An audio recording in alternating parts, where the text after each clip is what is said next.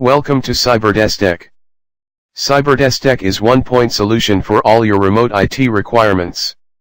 We provide remote IT services and support for IT health checks, disaster recovery, cloud and virtualization, automation, network infrastructure with security and much more. Contact us at info@cyberdestek.com.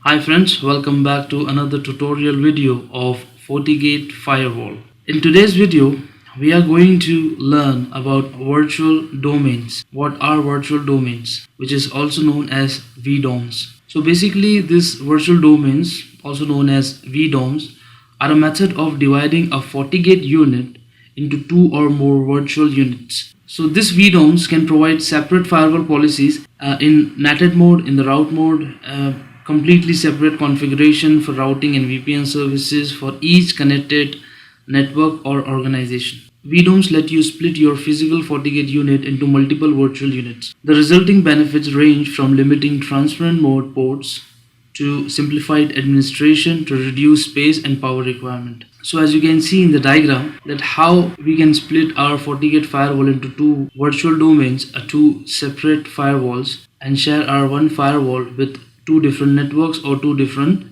companies if you are working for an ISP. Let's log into the firewall to see how can we enable it and configure it further. Let's log in. So just to give you more information about this virtual domains, these are essentially the same as your regular Fortigate unit. Today I'm going to show you that how can you enable it through command line, because I have been not using the command line in the past couple of videos. So I'll show you how to enable it through the command line. So you can click here on the console icon and the CLI console can open for you, or you can also take an SSH access through the putty. You can type the command config system global, right? Press enter, then set VDOM admin. It's asking you set VDOM enable or disable. Set VDOM admin. I'm gonna type enable, press enter, and then enter. And now because the VDOM has been enabled, it will log us out from the firewall so that it can take effect and enable the virtual domain. So it's asking me, do you want to continue? So yes, I can log out. Okay, so now my session has been logged out. I have been logged out from the firewall, and when I logged in again now, you will see the changes in our firewall.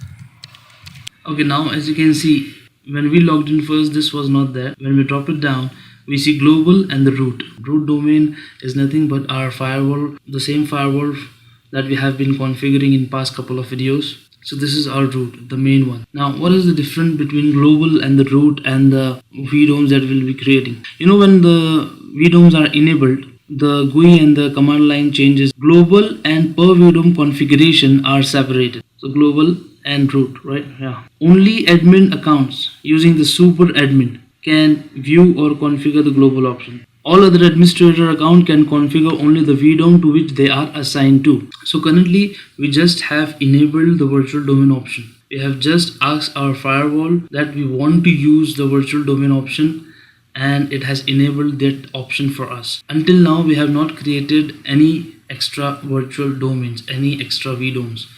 So for creating a new VDOM, we can go to global mode, and we can go to system VDOM.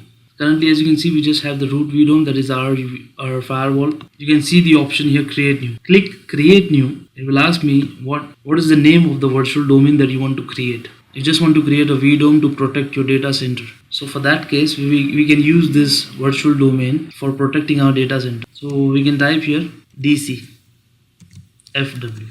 DC firewall, right? Now the VDOM that we are creating for our data center firewall, we don't want it to be in NATed mode, right? We don't want to create we don't want to change our complete network just for enabling this virtual domain.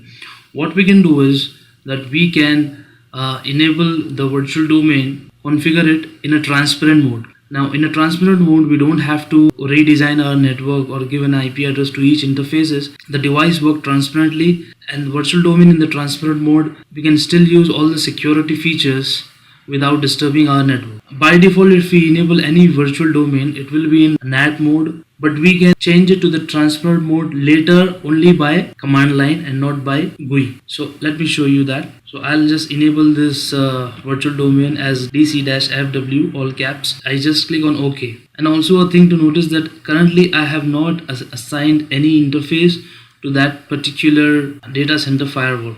So I'm going to assign interfaces to that data center firewall, minimum 2 for in and out. Now before changing this to transparent mode, I'll first assign interfaces. And how can we assign the interfaces? We can go to global settings. If we are already in global, then network interfaces. So what I'm going to do, I'm going to take port 9 and 10. Double click on port 9, and here you can see there is an option virtual domain root. If I click here, it will give me option to assign it to data center firewall. I'll click on data center firewall. That's it. I don't have to do anything as of now because we are going to configure this particular virtual domain in transparent mode. So click on OK. Same thing for port number 10. Click on edit or double click virtual domains data center firewall. Right. So now as you can see, this interface in the global mode showing that port number 9 and 10 is assigned to data center firewall. Now as I told you that we are going to use this data center firewall in transparent mode, and it is only possible to configure this in command line, right?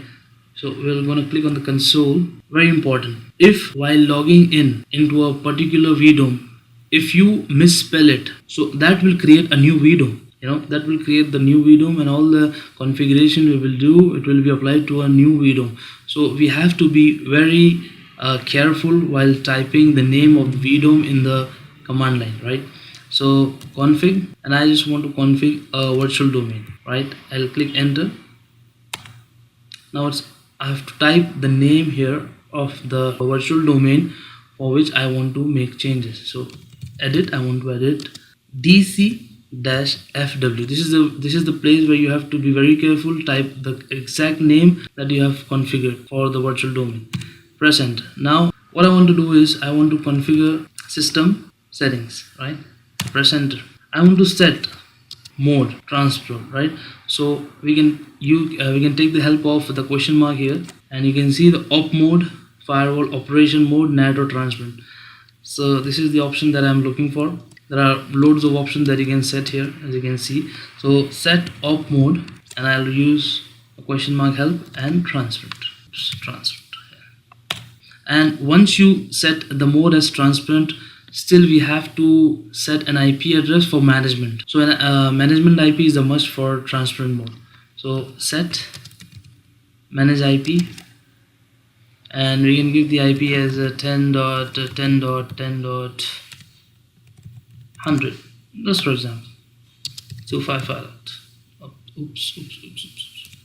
Again, set management IP 5.255.255.0. Press enter. And here we have already changed our VDOM in transparent mode, and also we gave the management IP address here, so we can just type end and it will get applied. And as you can see, the changing to transparent mode. So we can exit out of here, end and exit, and again either you can close it directly. And if I refresh the page, and now in the global settings, if I want to go to systems, virtual domains, and as you can see, our VDOM, the virtual domain, the operation mode is transparent. Still we can use all the security features, and as you can see, the interface 9 and 10 has been assigned to this particular data center firewall. And before we wrap up this video, I also want to inform you, anytime if you want, we can disable the virtual domain. It is not that once we have created it, we cannot do anything about it. We can also disable it, we can delete it. The only thing we cannot do is we cannot ever delete the root VDOM, right? Apart from that, because this is our base VDOM and it has been there before, we enable this virtual domain option. So disabling the root VDOM is not possible, but apart from it, any virtual domain that you create, you can disable it, you can delete it. Oh, I hope this video has been informative to you. If you have any doubts or queries, please ask me in the comment section. I'll meet you in the next video. Until then, thank you for watching.